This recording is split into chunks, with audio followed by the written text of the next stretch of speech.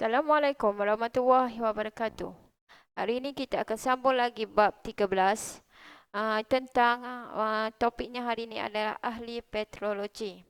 Ahli petrologi adalah kerjaya dalam salah satu bidang geologi yang mengkaji asal-usul, komposisi, struktur dan perubahan bantuan.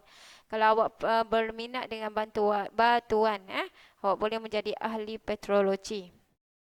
Batuan yang ada termasuklah jasad di angkasa lepas seperti meteorit dan asteroid.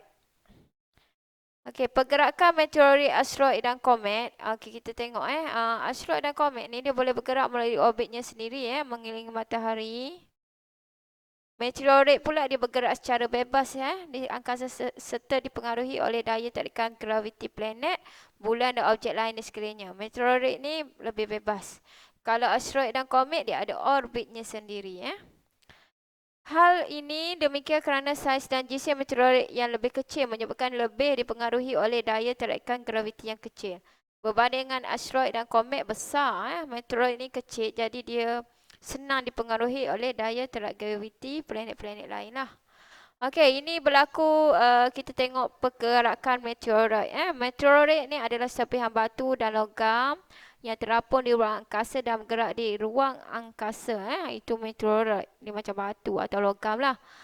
Yang kedua, apabila meteorit memasuki atmosfera bumi, meteorit disebut sebagai meteor. Bila masuk ke atmosfera bumi, dia dah jadi meteor. Dekat luar ni meteorit, masuk ke dalam jadi meteor.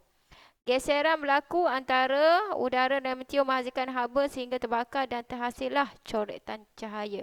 Dia berlaku geseran macam geseran ni macam berlangkah lah. Kemudian dia akan menghasilkan haba.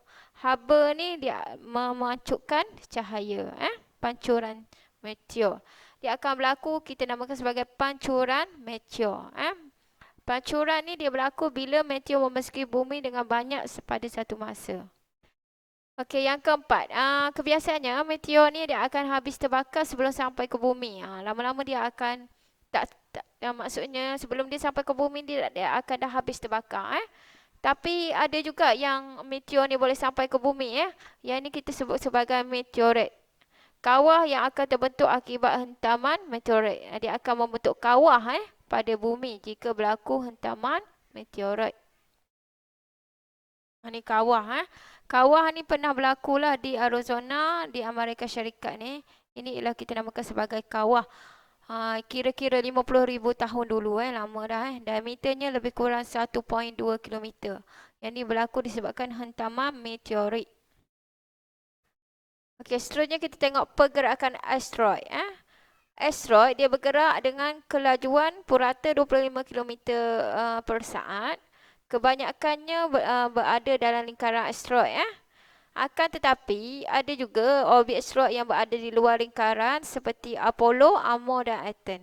Ini berada di luar lingkaran lah. Contohnya Aten, Apollo dan Amor ni di luar lingkaran orbitnya Orbit-orbit yang berada di luar lingkaran asteroid ini boleh berampiran atau bersilang dengan orbit bumi. Nampak dia bersilang-silang dengan orbit bumi. Ni orbit bumi kita dia nampak tak dia boleh bersilang-silang.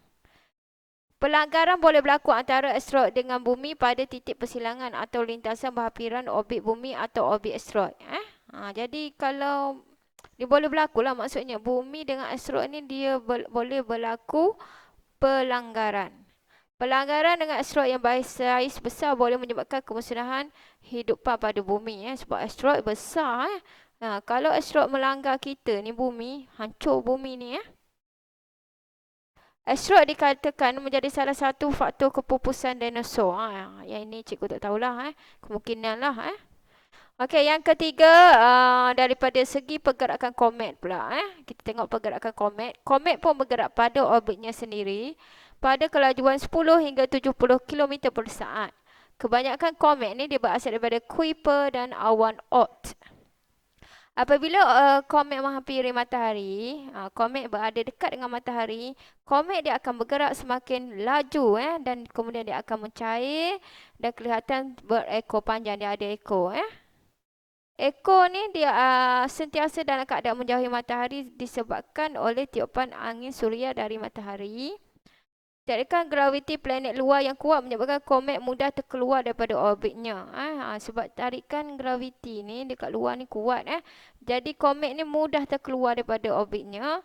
Komet yang terkeluar, dia boleh merisikokan bumi. Dia boleh melanggar bumi pada kelajuan yang tinggi.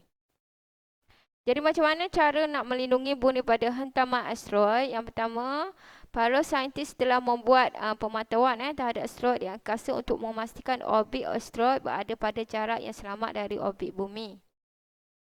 Amaran akan dikeluarkan jika terdapat asteroid yang berisiko untuk melanggar dengan bumi. Kita bagi amaran lah. Asteroid yang menghampiri bumi mungkin dapat dimusnahkan atau diubah arah pergerakannya. Saintis pandai boleh ubah pergerakan asteroid itu.